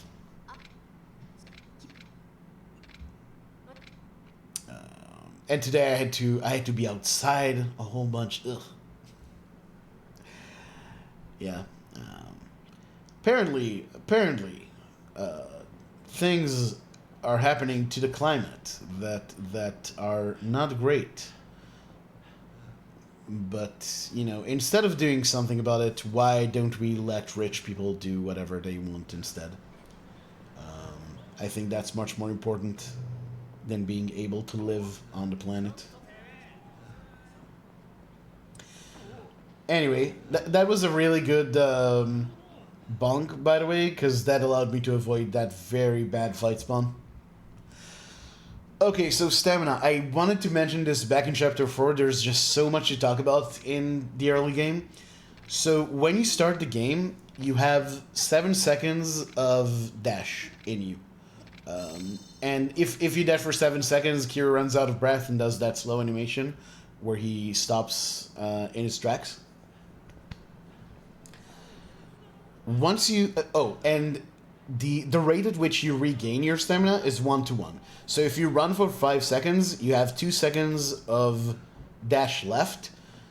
Stop dashing for 2 seconds, you now have 4 seconds left. And, dash 1 more, you have 3 left. You know what I mean. It's 1-to-1. The dash you get back is equal. The dash you make is equal to the dash you take. I don't know, something like that. Once you get your first stamina upgrade, the amount of dash you get goes up to 10, but the rate at which you regain your dash is actually faster than the rate at which you lose it, which is the really, really important part. So we used to get the second stamina upgrade as well. It's not really important. The only thing important to be optimal in this run movement-wise is that the rate at which you regain stamina is not sublinear, supralinear. Like it goes faster than the amount of time that you don't dash. Because then you can actually build up distance from enemies when you run away from fight spawns. It allows you to have optimal dash uptime, all that good stuff. So that is the importance of the dash upgrade, and you only need one. Of course, In New Game Plus, you have unlimited dash, and that's obviously optimal because then you have no dash downtime whatsoever. But the benefit of that is very minor compared to the benefit we get from the other thing we do with the completion points. Ooh, and it's the one shot. So I didn't even really need the extra shot.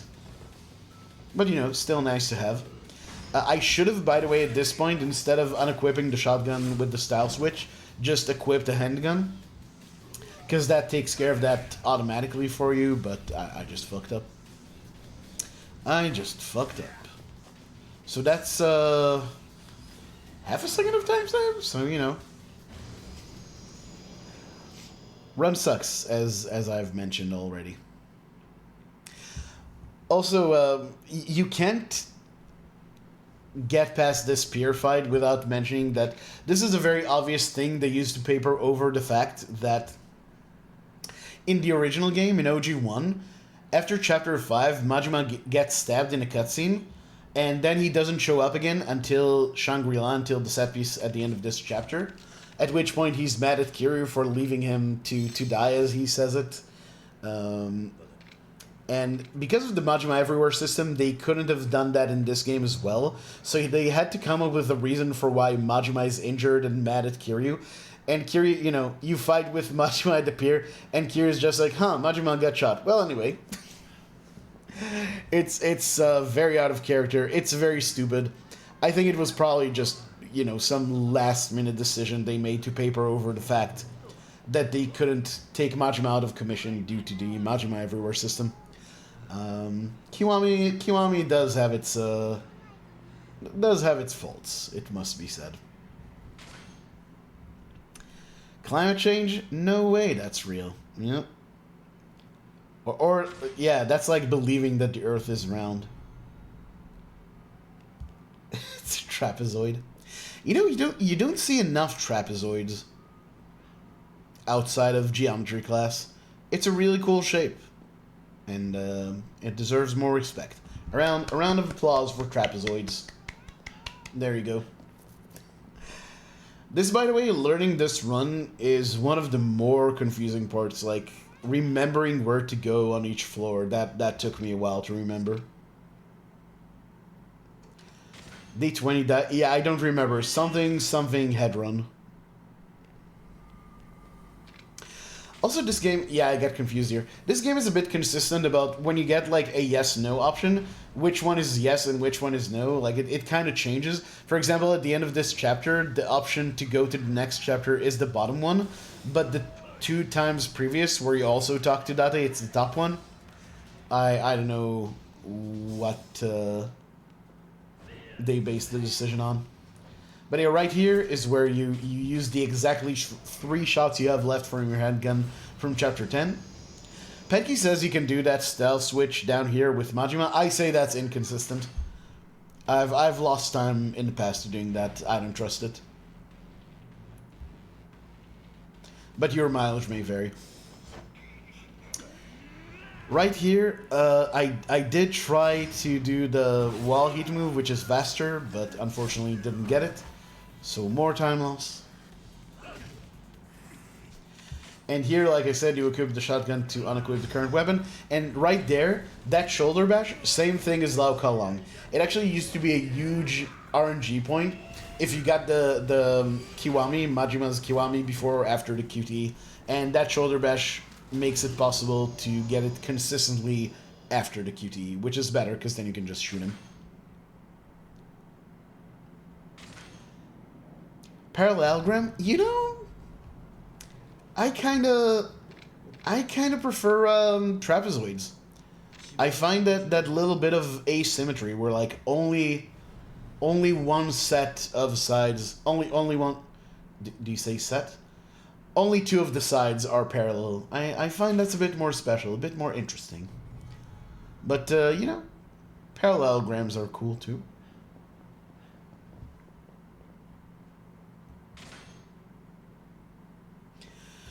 By the way, longest sequence of cutscene skips in the run, 8 in a row. And that on top of that, you have 1 at the start, 1 after, before the fights begin, and then 3 at the end of the chapter. This chapter is like more cutscene than anything. Terry class losing its shit. When English exchange teachers tried to yeah. Parallelogram is a tough one. Okay, so right here, this was also not a good fight. This was kind of a bad chapter. One shot from your neutral position. I got stuck on the guy and almost up. Then shoot those guys. Careful not to get hit by that. You want to use this guy's shotgun. This guy's shotgun is actually better than your shotgun. Those two guys would not get taken down by the broken by the broken shotguns we use. And I had to heal too. Ugh, this one sucked. I almost forgot to cutscene skip there, by the way. I managed to, like... I don't think I lost time, because I managed to hit the button right at the right time, but... yeah, this is like... I'm getting some real late-game jitters at this point. Ooh, and I had a... Fuck. That was kind of bad. I didn't have to switch, like... I didn't have to switch shotguns for that, though, which is good. And yeah, just charge attack and super spicy knife heat move on Shimano. Don't need to be full health, by the way. You do need the charge attack, but you don't need to be full health for Shimano. The Legends thread for that fight is really funny, by the way, because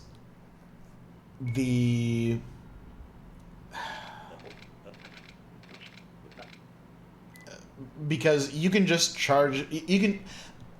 Okay. By the way, the reason we don't get the second stamina upgrade, the reason why it's good not to get it, is you can get the Beast Amulet. And the Beast Amulet is really, really good. Even if you only get to use it for the finale, it saves a lot of time.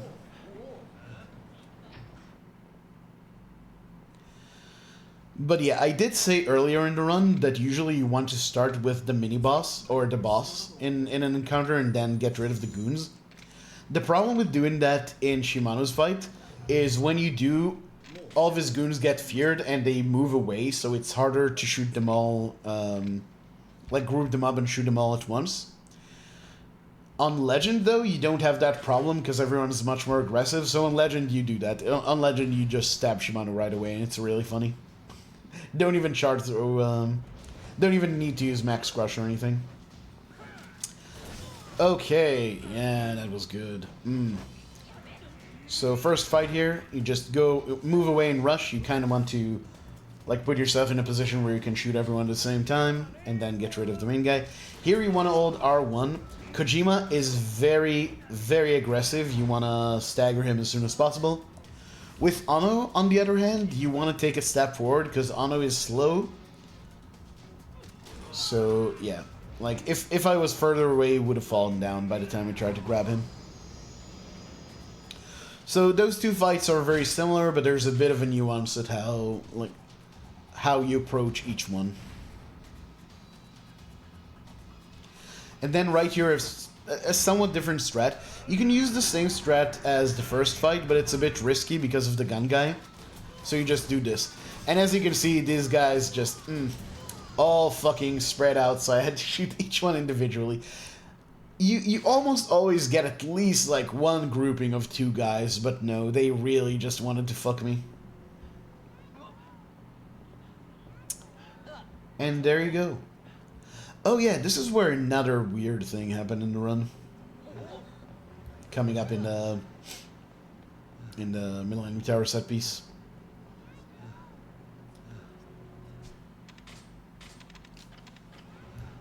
And decided to switch shotguns early, probably the right thing to do. Now look at this. So first of all, you always want to take a step left here, because otherwise the guy in the middle will not get shot. The shot will be blocked by the pillar. And notice how, like, the guys that drop after you finish off the first group of enemies, they, like, insta-drop. Something really weird happened there. I'm not really sure what that was. Probably something about the positioning of the enemies I took down first that like made the drop animation not happen correctly. Anyway, use floor guns here, both to save ammo, but also, again, the way these enemies are spaced out, guns are better than shotguns. Here, once again, you use the stump to do a quick style switch.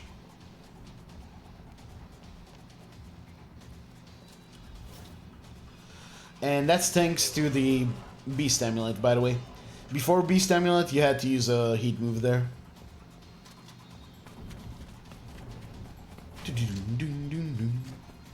And different things done here to just maximize the speed buff from Rush. That's why I only pull out the shotgun at the end of the stairs. Yeah, good fight. This was a good finale, as you can tell by the fact that we're at a +8 now and will be at a -5 by the end of this.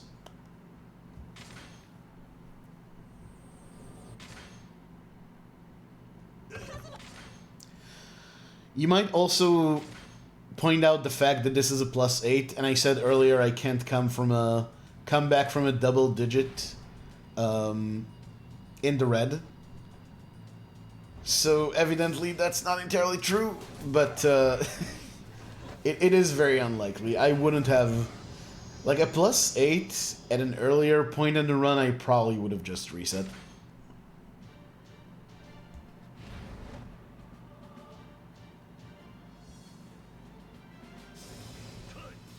But I didn't. Good stuff.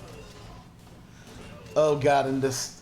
there's another really embarrassing mistake here. So, right here I like...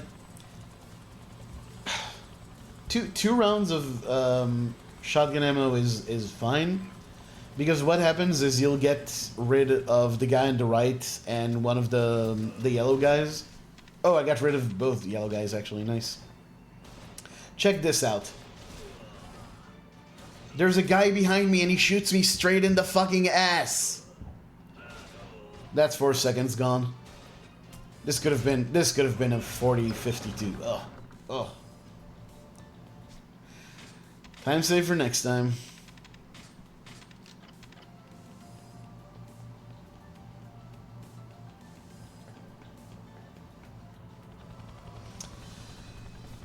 And yeah, the Jingu strat. I love this strat, and this is again enabled thanks to the Beast Amulet. Kuro came up with the original version of this strat, but with the Beast Amulet it just goes... It's just so much more clean. So right here you want to reduce Jingu to his last health bar, so that he'll Kiwami after this cutscene. By the way, how pissed off was everyone the first time you were at the end of Kiwami and this happened? I was fucking livid. This part is why we need the Stamina Royale. Because you don't get Grab Mastery, it's not the start of the fight. And yeah, really, really cool strat. Really cool strat. Love this one a lot. And there you go. This is... I was, at this point, by the way, especially after getting shot, I was resigned to this not PBing. I was finishing this just for practice. But then I saw the time at the start of this fight, and I was like, okay, I know that Nishiki is less than 2... Like, once the cutscene begins, it's less than 2 minutes until the run's over. So I know that, like, if I keep my cool, then this is it. And yeah, you headbutt Nishiki because we don't respect him. It is slightly faster when you use a weapon to use a headbutt instead of a charge attack. If you use the floor heat move, if you use like Essence of Finishing, it's the same, so it doesn't matter. But yeah, again, shoulder bashes to force the phase transitions.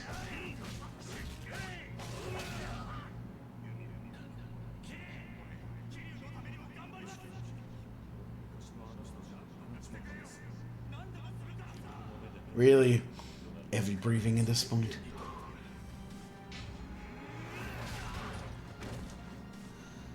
Okay, This one, because of the weird camera here, it's really easy to miss, so you want to be careful with that last shoulder bash.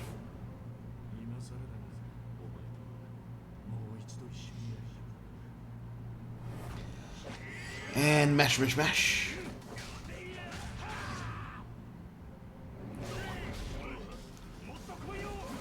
And it's funny, whenever I'm about to get a really, like, a PB I've been working on for a while, my hand is really shaking, so I'm like, shaking with my finger and numpad 1. And time. And yeah, that is the story of the world's first 140. Good shit. Good shit. Thank you for the GGs, Garlic, Firelight, Laver, Con, Dr. T, and Keyball as well. But okay, yeah, that's it in terms of commentary. There's not much. By the way, I've been getting into... Can't believe I just watched that live. I would have liked to have gotten this live, but to be honest, I felt like the Kiwami grind was kind of alienating a lot of people. Oh, I actually want that to stay on, because I want to talk about the splits. Yeah, I felt like it was alienating a lot of people, so I just opted to do most of it offline. It's just, I think people get really bored at the amount of resets, early game resets, and just resets in general. Hello, YouTube. This will go up on YouTube. I do want to put this commentated VOD up. Thank you for the GGPS. Oh my god, Spliced. Erase him from the leaderboards. But yeah, not a whole lot to say here, because the early game is very solid. Well, the first 2 chapters. Chapter 3, I now have like 12 seconds of time save in it, but fucking, it's so impossible to get a good chapter 3. Like, it's so inconsistent. Really hard to get the time save I have there. We saw that my chapter 4 had a lot of problems. It just had a really good hashi, so I can probably match that chapter 4 without too much effort. Chapter 5 was pretty good. Chapter 6, I can definitely save a lot of time in Chapter 6. That's one of the big potential time saves for next time. Chapter 7 as well. Although, again, Chapter 7 is... 3 and 7...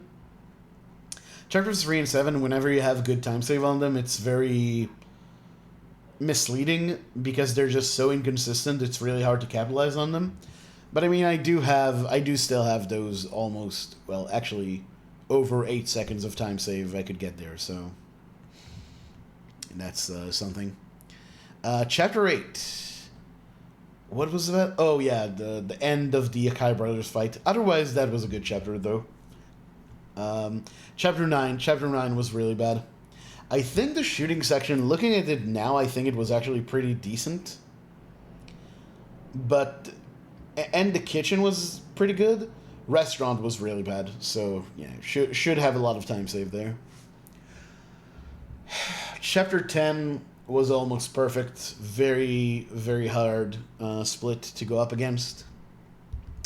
Chapter 11, I lost time, but my Chapter 11 gold is just really cracked, so I don't think, like, what mistakes did I even make? I didn't get the one-shot at the end of the park fight, which isn't a huge time loss. And I didn't do the quick style switch. I didn't do the menu in the pier fight, which is also a pretty minor time loss. Oh, Aldred, thank you so much for the raid. How are you doing, everyone? I'm just, sorry, Aldred, I'll address you in a moment. I just want to finish talking about my splits. What else was bad about Chapter 11? I just... There was something. Something was messed up. Oh, yeah, I didn't get the wall heat move on Majima. That also was a bit slow. So, yeah, all these small time losses, but, yeah, again, it's pretty minor because again, Chapter 11, I just have a really good chapter 11 on both this run and the PB before it. Chapter 12 was bad. Chapter 12, I lost 4 seconds and I could have saved like three. So yeah, that was that's definitely a place where I can save a lot of time for next time. And the finale was good, other than me getting shot in the fucking ass. So maybe next time we'll save time by not getting shot in the ass. But that's it. That's the 140. We have some time away from Kiwami, thankfully. And yeah, love the game, love the run. 144x soon, TM. Aldred, thank you so much for the raid.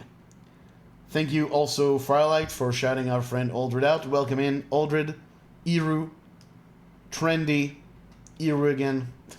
Welcome in, everyone else. I am Big Nono. I am a Yakuza speedrunner. I did not get this PB right now. I got it a couple of days ago. It was offline, but I wanted to record commentary for it, and this will go up on my YouTube. And yeah, so you all. I was gonna say you'll all be on my YouTube, but I don't have chat displays, so you actually won't be. But I did call out the people who wrote something in chat, so that's as good as you're going to get. But yeah, thank you so much, Aldred, for the raid. What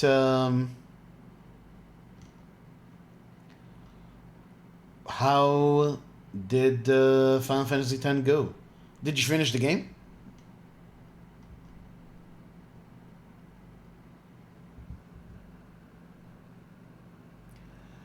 Oh no, Steven, this like I said, this isn't the live run. This is just commentary. But yeah, again, like I said, very proud of this run. This was a lot of very hard work, and I'm happy that I got the 140. I will be back to optimize this further. And I've said this already on Twitter and in this, like the run VOD that I put up on YouTube. But you can see how tight the run is getting now. Every second that went into improving the run or making it more consistent matters at this point. So if you've contributed any kind of time save to the run, you've also played a big part in the 140. So thank you, everyone. And yeah, stream will continue, but I will cut the recording here. And yeah, see you around, YouTube.